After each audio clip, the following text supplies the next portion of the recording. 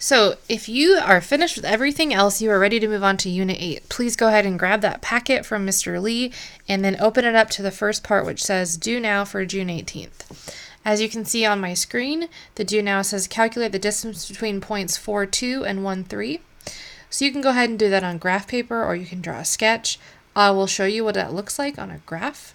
So if I were to type in the ordered pair 4, 2, and then the other ordered pair, let's just remember what it is. Yep, 1, 3. On a graph, I would see that the distance between the 2 points happens to be diagonal. And so we have to figure out what the distance between these points here is, and how are we going to do that? If you recall, you might be able to use Pythagorean theorem to do it. I'll go ahead and pause the video now, and you go ahead and take a minute to try and see if you can solve it before I tell you the answer. Alright, so hopefully you have figured out that you can draw a y line from this 3 point to the 2 point here, giving you a distance of 1, and the distance from the point here from 1 to 4 would be 3.